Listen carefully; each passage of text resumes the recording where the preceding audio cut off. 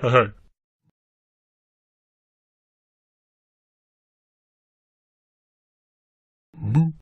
is going on, everybody? What is going on, you YouTubers? What is going on, friends? My name, of course, is Skylar J. Leonhardt from Team Centurion Raven. I'm happy to introduce this awesome deck profile, but first, I'm here to say that this will be my final deck profile here in Alabama. This lovely Canadian is going to be moving to Michigan. I have a little one on the way, so we have to kind of stop the Yu-Gi-Oh! Promotion for a little bit. Hope you guys can understand. My fiance is 7 months pregnant, and he will be here, my son, July, August. We're thinking sometime in July. But appreciate you guys for checking out the channel. I thank all of you for all of your support. You guys should really check out Alabama Yu-Gi-Oh! Vanguard. These guys are incredible. The first day I walked in that store, those guys were so friendly to me. They invited me into their group, and they're really, really awesome people. I suggest you guys check them out. Alabama Yu-Gi-Oh! Vanguard. I will post a link in the description. Check these guys out. They're super amazing. This is Dinomist card queries to get on with the deck profile. I actually picked this up from my good friend Zion. I traded it for my Magispectors because I thought the Magispectors were a little slow, even with the Draco engine. And this runs very, very, very neatly. I like the concept of this deck. You can either play it in two styles. You can play it in the Dinomist engine, or you could go for the Karakuri engine. I think it's situational how you play the deck. It just depends on your playing style, who you're playing against. So, let's get on with the deck profile. Let me separate my monsters and spells and traps. Alright. First, I play triple Dinomist Rex. For the Dinomist, they have a self-protection effect. These 6s, if a Dinomist would be targeted by a card effect, you can basically destroy the 6 scale instead. And for the 3s, their ability, or their pendulum effect is whenever a Dinomist would be destroyed by battle, you can destroy that instead. There's a really, really cool loop you can do. I wouldn't call it a loop, but it's a really, really cool thing you can do with the non-destructions effect on another monster in here that I'll get to in a minute. Anyway, Rex. During the end of the damage step, you contribute another Dinomist monster to either activate another to attack again, or you can shuffle a card back into your opponent's deck from their hand, from the field or to the hand, from the field or hand. And it does not target, and it gains 100 attack, so it's at 25 if it uses that effect, and it keeps the attack. I think it's really neat. Hope you guys can see very well. It's kind of dark in here. I don't have my lamp on. Alright.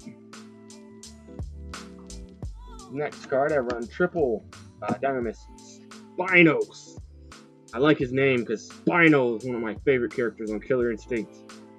Move it down just a wee bit. You guys can see. Trying out a new camera angle here. Anyway, Spinos is, this happens pretty much during the main phase. You tribute another Dinomist monster, and either you can attack directly or make a second attack. And it is a really, really awesome card. I really like this. It came out in Shining Victories, and wow, it's a huge addition to the deck. Then I run triple Dinomist Peleos. I like running this at 3 because the effects stack. If you control this, well, of course, you have to control it in order to use the effect, right? But anyway, all monsters your opponent control loses 100 attack and defense per Dinomist card you control. And that really, really, really, really, really helps. Especially whenever you're playing against someone that likes to over-exert or has really, really strong monsters. I like playing at least 2 of these on field at one time, so that's 200 per card on the field, and it's great. I like it. Then I run the triple Stegosaur. Stegosaur, there's the Triceratops, but I don't run that. This, whenever another Dino monster is in battle with a opponent's monster, during the end of the damage step, you can destroy both cards. The cool thing with this, it's being destroyed by battle. So basically what it is, if you contribute a scale 3 to negate the destruction by battle. Well, I'm not sure about that, but I did test that out on DevPro, and it is, in fact, true. It's kind of weird. I like it because it is being destroyed by battle, not, say, card effect. So if you're attacking a higher monster, even though the card effect goes off to destroy the other card, it still is being destroyed by battle. So yeah, you don't want to say, like, I'm attack a little 300 and then destroy both cards just because I feel like it. Alright, then I run double Brachion. Brachion, if my opponent controls, if I do not control Brachion, and my opponent controls a monster that has the highest attack on the field, I can special summon this guy, and it's a quick into my infinity. It's one of the fastest ways to get to my infinity. I really enjoy it. I think it should be played at 3, but since I'm running the card query engine, I just have it at 2 for now. I side the other 2. And then I run, to finish out the Dinomist, I run double Patreon. Whenever this destroys a monster by battle, add a Dinomist card from your deck to your hand. Alright, let's just move the Dinomist out of the way. For the card query engine, I ran these at 3, but I think 2 is a little better. 2 Saizon and 2 Nipachi. Nipachi, once per turn, not once per turn, whenever it's summoned, you can change the battle position of a monster. This goes great when you're using Boredo. And the 4 is for my level 4 Dinomist when I want to synchro summon. I run the 3 because I have 5s and the 4 because I have other 4s. It works really great the way it is. You can run like 3 of these and 1 of these. That all depends on your personal preference. How you like to play the style. Then I run double Minko, Speedroid Minko. Whenever my opponent attacks directly, I special summon this and change all attack position monsters to defense mode. And it ends the battle phase because you can't really attack. I run double Solar Windjammer. It is a Cyber Dragon, and speaking of which, I run 2 Cyber Dragon. I use this one to bait out Bottomlesses. Even though my Dinomists, if they're targeted by Bottomless, I could easily ditch a 6 scale to stop that destruction. But can't always do that. So I use the Toon Cyber Dragon because I do not have a regular Cyber Dragon right now. And then to round it up, I run 1 Gen X Ally Birdman. I like this.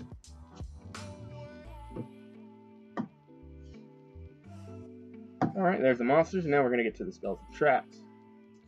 I run triple Dinomist Charge. Whenever this card is activated, add a Dinomist monster from your deck to your hand. Also, once per turn, and this is a mandatory effect, there's no I activate this, it has to happen. Whenever a Dinomist card or cards are sent from the field to the extra deck, you can add them to your hand instead. So whenever you tribute your Dinomist to negate an effect or stop battle, they return to your hand instead. But it can only be used once per turn. These do not stack. If they were used multiple times per turn, it'd be kind of like Chateau, but I don't think it'd be at 3. And then I run double Twin Twister. MST is great, but having 4 MSTs in deck is awesome. This is a bit situational. I may side one out, depending on what I'm going against. If I'm playing heavy back row, I'm not worried about targeting effects, but I am worried about a lot of those pesky traps. But I don't like ditching my Dinomist for this effect. I run the 1 Ignite Reload. Ignite Reload, there's a lot of times where I draw into like 3, 6 scales, and I can't do anything with that, and I'm trying to make my first play the best play to get out my infinity, but I can't quite do that. So I shuffle as many back into my hand as I want, and then I draw the amount sent back plus 1 with Ignite Reload. 1 Mind Control, because I do Synchro Summon. I like taking my opponent's level 4s and Synchro Summoning with them. And I also have a Book of Moon, Insta Fusion for Panzer Dragon, and Limiter Removal. Alright, that's all for spells. For traps, mainly people run a little bit of traps. I run triple Dinomist Rush, special summon a Dinomist from your deck, and during the end phase it's destroyed. But with, the cool thing about this card, it is unaffected by other card effects. You cannot Bottomless it, you cannot Compulse it, it's unaffected, period. Only way to stop this is Solemn, and I run 1 turn to Tribute. Yeah, I like it. It's pretty good. Really enjoy it. And low trap count isn't a bad thing. There's a lot of monsters in deck. I mean, I'm used to running a lot of monsters. Let's make a count here. See, 1, 2, 3, 4, 5, 6, 7, 8, 9, 10, 11, 12, 13, 14, 15, 16, 17, 18, 19, 20, 21, 22, 23, 24, 25, 26. So about 4th, 5th, 6th, 7th of the deck is monsters, and the rest are spells and traps. I like running more battle traps, but I think this is good the way it is. Alright, let's get on with the extra deck. I run the 1 Cyber Dragon Infinity and 1 Nova. Infinity is self-explanatory. If you run Nova, you run Infinity. That's common sense. And then I run the duo of Castell and 101. And I run 1 number 37 Hope Woven Dragon Spider Shark. That is a mouthful. Whenever you attack during the battle phase, you can't attack during the mana phase. You detach, and all monsters your opponent control will lose 1,000 attack until the end phase. Whenever this is destroyed by battle or card effect, you can special summon a monster from your graveyard. 1 Heartland Draco. If you have your pendulums on field, they count as spell cards, so you can avoid attacks with that. 1 Volcasaurus. 1 Lancelot. 1 Titanic Galaxy. For the team cards, I run 2 Burrito, special summon a card curry for deck, and whenever a card curry switches battle position, you draw a card, and 1 Beret. I side out the other Burrito, and then the 1 Beret, you special summon 1 from the graveyard, or from the deck. Then I run the 1 Ignister. Since it's pendulums, it's an easy spin back, a non-targeting spin back. 1 Leo, and 1 Panzer Dragon. I do not run Odin, because I think it's a good card, but it doesn't work for me. But yeah, that's pretty much the deck profile, guys. It's a pretty self-explanatory deck. Getting out Infinity is number 1 priority, because it's one of the most annoying cards in-game so far, I would say. The side deck I have, I'll just run through that real quick for you. I like to add a whole bunch of my extra deck monsters to my side deck. The side deck space is kind of tight. I won the other Beret. I won the Super Quantum Mech Beast Red Layer, pretty much. Number 41 or 14. Then another Nova. Majesty's Paladin.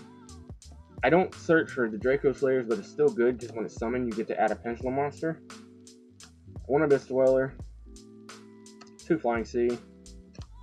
The 1 Iron Imperial Iron Wall, 2 Horn of Heaven.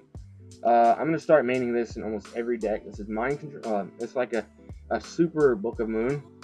Whenever a opponent activates a monster effect, you negate it and flip it face down. That doesn't include Cosmos, because you activate it, flip, negate, flip down. So you can't. It negates the activation. 1 Horn of Heaven and 1 Compulse. Yep. That's pretty much the deck, guys. Appreciate you guys for checking it out. Wish me the best of luck with this family that I'm about to start. I admit I am very nervous. I've been around kids my entire life, but having one of my own is a bit, a bit tricky, I would suppose. But appreciate you guys checking out the deck profile. Check me out on Facebook, Skyler J. Leonard, of course. But I will see you guys in the next deck profile. Appreciate you guys checking out the video one more time. Like, comment, subscribe, and let me know if you want to see anything else. Any suggestions on deck, or any comments or concerns you have about the deck, I'm always open for new ideas. I love doing deck profiles because there's so many things you can do with decks nowadays, because they have so many archetypes. So if you have any suggestions, I am always open to them. I appreciate you guys for checking it out one more time, and I will see you guys in the next video. Bye.